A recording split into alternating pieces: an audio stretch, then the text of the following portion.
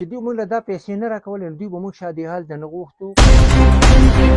پیوټیایي کې دننه سړی مه زما سره دا کار کېږي نو د یو بل سره خو به خامخا کېږي.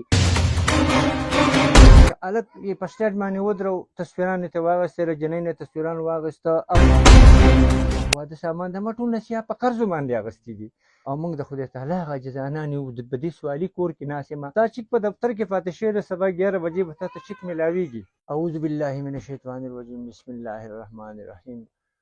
اول زما د سوال ټولو مشرانو صاحبانو د تاریک انصاف مشرانو ته سلام.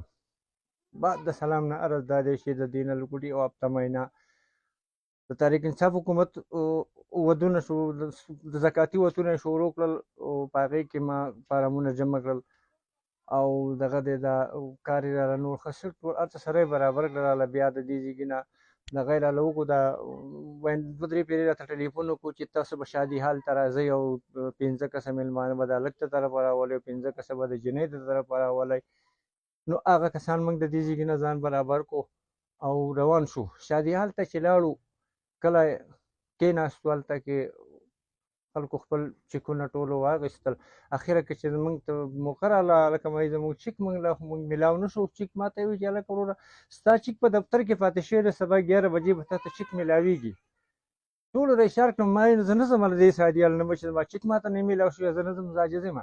خو ما ته یې وویل چې په هر حال چې ده که نه خو ستا چیک په تا ته سبا میلاویږي په 11 بجې باندې، ته به 11 بجې دفتر ته راشه.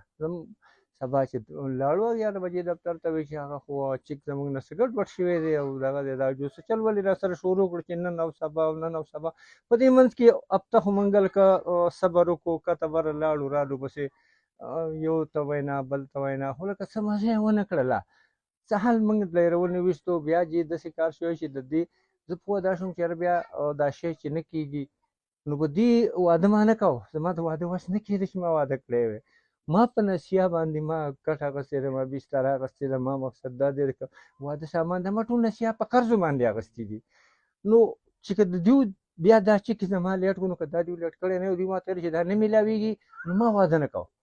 اوس دوی چې کله دغه شی زما نه اوس بیا چې پسې لاړم وایي چې هلکه وروره دا اوس تا سپتمبر ته صبر وکړو که ډسمبر دی خو دې باندې زه پوهېږم نه، خو لکه دا خبرې راته وکړي چې صبر کوه دې ټایم کې به دا ته میلاو شي. نو هغه شی زموږ نه داسې ګډوډ کړو او موږ د خدای تعالی هغه جزانان یو. په دې سوالي کور کې ناست یم، د دې کور کرایه را باندې نشته، 1 روپۍ کرایه رانه نه دي، هسې خیراتي پکې کېنولی یم. نو زه مجبوره یم، زه بې وسه یم. نو که زما دا فریاد څوک مخکې ته واوري او ما له زما له دې دغه څه ثبوت را پیدا کړي او ما له حکومت کې خو نور خو داسې حل لږي چې داسې کسان یې راوستي دي کېنولي دي پکې چې هغه خدای تعالی دې په موږ باندې رحم وکړي.